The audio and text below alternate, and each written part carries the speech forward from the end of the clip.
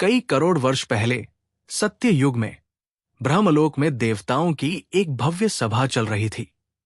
स्वयं ब्रह्मदेव इस सभा के अधिपति थे। उस बैठक में सभी देवताओं की सर्वसम्मति से ब्रह्मदेव ने सूर्यदेव को कर्म के राज्य का शासक नियुक्त कर दिया। सूर्यदेव इस नियुक्ति से अत्यंत प्रसन्न हुए और उनका हृदय गर्व से भर गया। लेकिन ये गर्व धीरे धीरे अति गर्व में परिवर्तित होने लगा। एक दिन अपने अत्यधिक अभिमान के मारे सूर्यदेव ने इतनी जोरदार छींक मारी कि वो साधारण छींक नहीं थी।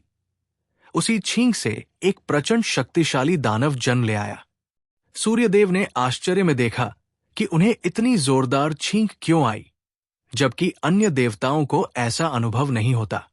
उसी क्षण वो दानव बिना किसी पूर्व सूचना के सूर्यलोक छोड़कर ब्रह्मांड के अंधकार में विलीन हो गया। इस घटना की खबर शुकाचार्य तक पहुंची, जो तुरंत उस स्थान पर प्रकट हुए और दानव का निरीक्षण करने लगे। शुकाचार्य ने उस दानव की प्रवृत्ति को समझते हुए उसे एक नई पहचान दी। उन्होंने उसे अहमसुर नाम दिया। साथ ही उन्होंने अहमसुर को एक चुनौतीपूर्ण लक्ष्य सौंपा। उसे श्री गणेश की तपस्या करनी थी ताकि वो अपनी आंतरिक शक्तियों में परिपक्वता ला सके। शुकाचार्य ने अहमसुर को पृथ्वी के एक शांत घने वन में भेज दिया, जहां उसने अनगिनत वर्ष तपस्या में बिताए।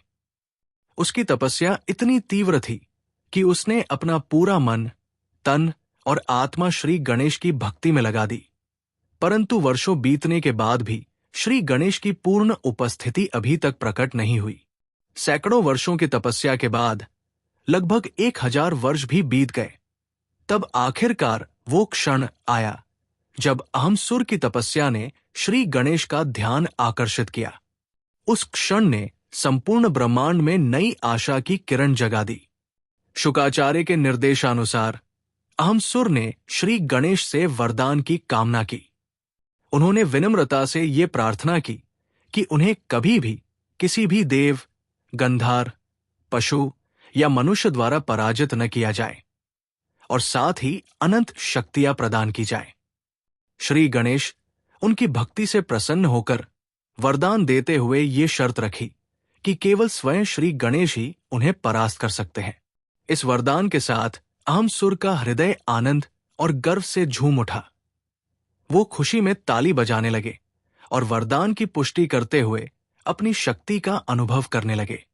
इसके बाद अहमसुर अपने गुरु शुकाचार्य के समक्ष प्रकट हुए और उन्होंने सारी तपस्या, वरदान और अनुभव का विस्तृत वर्णन किया। शुकाचार्य ने उनकी तपस्या और प्राप्त अद्भुत शक्तियों को देखकर उन्हें संपूर्ण ब्रह्मांड के दानवों का राजा घोषित कर दिया। अब अनंत शक्तियों से सुसज्जित अहमसुर ने अपना साम्राज्य विस्तारित करना शुरू किया। उन्होंने प्रत्येक लोक में प्रवेश किया, देवताओं, गंधर्वों और अन्य प्राणियों को परास्त करते हुए दानव साम्राज्य का विस्तार किया। उनकी शक्ति के आगे सभी थरथर कांप उठे और उनका अत्याचार संपूर्ण ब्रह्मांड में फैल गया। समय के साथ साथ अहमसुर का गर्व आसमान छूने लगा। उनके अत्याचार इतने बढ़ गए कि उन्होंने स्वर्ग पर भी आक्रमण कर दिया। देवताओं को अब अपने प्राणों की चिंता होने लगी। स्वर्ग के देवता, गंधर्व और ऋषि भयभीत होकर त्रिदेव के पास पहुंचे और उनसे तत्काल उपाय की प्रार्थना की। त्रिदेव ने सलाह दी कि वे श्री गणेश की भक्ति करें, क्योंकि केवल वही इस अत्याचार का समुचित अंत कर सकते हैं। देवताओं, गंधर्वों और ऋषियों ने एक शांत वातावरण में जाकर गहन भक्ति और ध्यान में लीन होकर श्री गणेश की पूजा आरंभ की।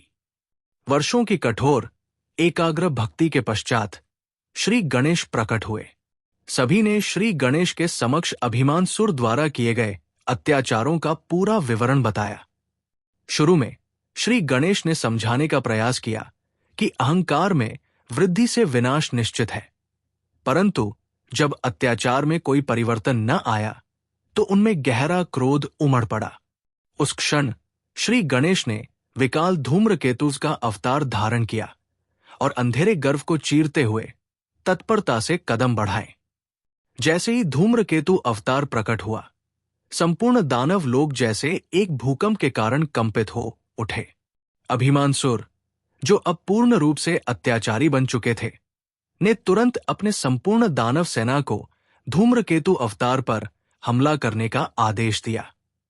बहुत से दानव भय से पलायन कर गए, लेकिन जो शेष रहे उन्होंने साहस जुटाकर युद्ध में उतरने का प्रयास किया।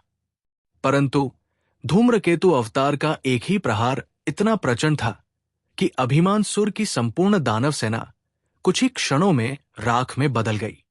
अहंकार से अंधे हुए अभिमानसुर ने श्री गणेश द्वारा प्रदान की गई शक्तियों का उपयोग करने की भरसक कोशिश की, परंतु उनकी शक्ति पर कोई असर नहीं पड़ा। अंततः उसी क्षण में धूम्रकेतु अवतार ने अभिमानसुर पर अंतिम प्रहार कर दिया। अपने जीवन के अंतिम क्षणों में अभिमानसुर ने श्री गणेश का नाम लेकर धूम्रकेतु के चरणों में गिर पड़े और दया की भीख मांगने लगे। कुछ समय बाद धूम्रकेतु अवतार पूर्ण रूप में श्री गणेश के स्वरूप में प्रकट हुए, जिन्होंने अभिमानसुर की शक्तियों को सीमित कर दिया और उन्हें चेतावनी दी कि आगे कभी ऐसा अत्याचार न करें। इसके पश्चात श्री गणेश ने आदेश दिया कि अभिमानसुर को तुरंत पृथ्वी के नरकलोक में प्रेषित कर दिया जाए।